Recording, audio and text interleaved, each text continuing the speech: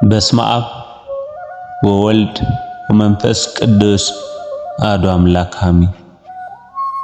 እንኳን ለሰማዕቱ ቅዱስ መርቆሬዎስ እንዲሁም በዚች ዕለት ታስበው ለሚውሉ ቅዱሳን ወርኃዊ መታሰቢያ በዓላቸው በሰላም አደረሳችሁ አደረሰን። ከዚህ በመቀጠል ታኅሳስ 25 ቀን የሚነበበውን ገድል እናሰማለን።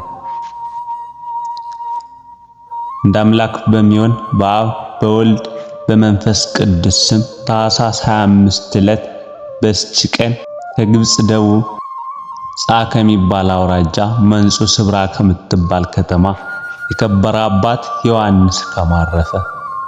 ከዚህም ቅዱስ ወላጆቹ እግዚአብሔርን የሚፈሩ ምእመናን ከእርሱም በቀር ልጅ የላቸውም። በዚህ ዓለም በሰርጉ ደስ ይላቸው ዘንድ ላይዋ ደም ግባቷ ያማረ ድንግል ብላቴና ያለ ፈቃዱ አጋቡት። ወደ ጫጉላ ቤትም በሌሊት ገብቶ ዘወትር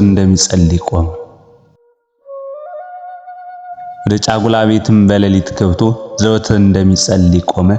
ወደዛች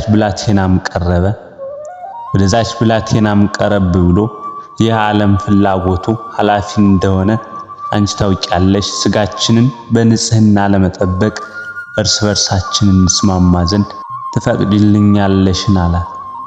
እሷም ወላጆቼ አሳድገው ላንተ አስጋቡኝ እንጂ ስጋዊ ፍትወትን እንዳላሰብኳት ያው እግዚአብሔር ምስክሬ ነው። አሁንም እነሆ እግዚአብሔር ልመናዬን ፈጸመልኝ ብላ መለሰችልን።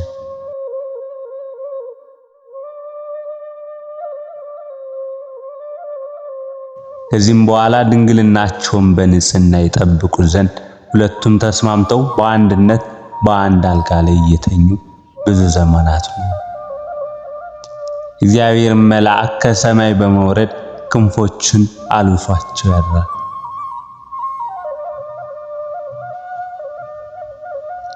ከጽድቃቸውም ብዛት የተነሳ ማንም ያልዘራትንና ያልተከላትን የወይን ተክልን እግዚአብሔር በቤታቸው አበቀለ። አድጋ ወጥታ ከቤታቸው ጣሪያ ላይ ተንሳፈፈች። እርሷም የድንግልናቸውን መጠበቅ ታመለክታለች። ይህ ሥራ በሰው ተፈጥሮ ላይ ይከብዳልና ሁለት ወጣቶች በአንድነት የሚተኙ ሆነው ድንግልናቸውን ጠብቀው ሲገኙ ከቶ የፍላጎት ሐሳብ አይነሳም። እሳትን የምታቀፍ ስጋው የማይቃጠል ማን ነው? የእግዚአብሔር ረድኤት የምትጠብቀው ካልሆነች። ወላጆቻቸውም ብዙ ዘመን ሲኖሩ ልጅን እንዳልወለዱ ባዩ ጎልማሶች ስለሆኑ መሰላቸው። ከዚህም በኋላ የከበረ ዮሐንስ ከማ ይህ ካም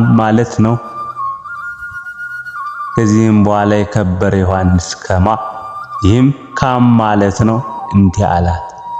እህቴ ሆይ እኔ ወደ አስቄጥስ ገዳም ሂጄ እመነኩስ ዘንድሻለሁ። ነገር ግን ያላንቺ ፈቃድ ምንም ማድረግ አይቻለኝም። እሷም የምትሻውን አድርግ፣ እግዚአብሔርም ከኔ ተፈታህ ያድርግህ አለችው። ይህንም ባለችው ጊዜ ወደ ደናግል ገዳም ወሰዳት። በዚያም መንኩሳ እመምኔት ሆነች። ድንቆች ተአምራቶችንም የምታደርግ ሆነች። እግዚአብሔርን ማገለገለችው። የከበረ ዮሐንስ ከማም ወደ አስቄጥስ ገዳም ይሄድ ዘንድ በወጣ ጊዜ ፊቱ የሚያበራ ሰው ተገለጠለትና ስላወጣጡ ጠየቀው። ዮሐንስ ከማም እግዚአብሔር ከፈቀደ እኔ መነኩስ መሆንሻለሁ አለ። ያም ፊቱ የሚያበራ እንዲህ ብሎ መከረው። ከአባ መቃርስ ገዳም ወደሚኖር ወደ ከበረ አባ ዶሪድ በዓት ሄደህ በእርሱ ዘንድ ኑር። እርሱም ያመነኩስ ዘንድ የምንኩስናንም ሥርዓት ያስተምርህ። ያም ፊቱ ብሩህ የሆነ ወደ አባ ዳሩድ በዓት እስካደረሰው ድረስ እያጽናናው አብሮት ተጓዘ። ይህ አባ ዳሩድም ተቀብሎ አመነኮሰው። እስከ ዕረፍቱም ጊዜ የምንኩስናን ሕግና ሥርዓት አስተማረው። ከዚህም በኋላ የእግዚአብሔር መልአክ ከአባ ዮሐንስ ሐጺር ገዳም በስተምዕራብ ሄዶ ለራሱ ከዚያ ማደሪያ ይሰራ ዘንድ አዘዘው። ወደዚያም በሄደ ጊዜ 300 ሰዎች ወደ እርሱ ተሰበሰቡ። የምንኩስናንም ልብስ አለበሳቸው። ቤተክርስቲያንን ለራሳቸው መደሪያዎች ሰሩ። ሥርዓትን፣ ምስጋናን፣ የእመቤታችንን የማርያምን ውዳሴ አስተማራቸው።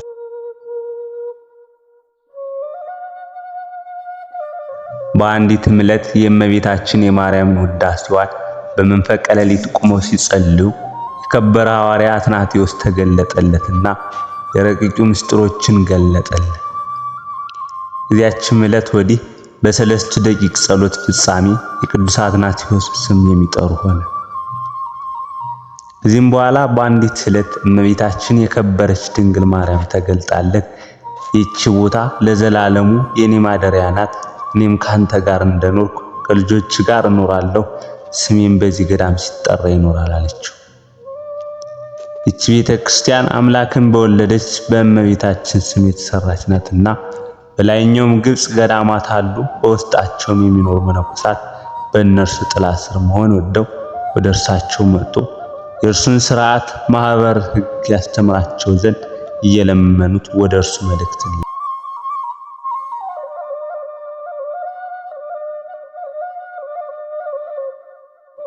እርሱም ከደቀ መዛሙርቱ አንዱን ስሙ ሲኖዳ የሚባለውን ጠርቶ እኔ እስከምመለስ ለመነኮሳቱ ቁምላቸዋል።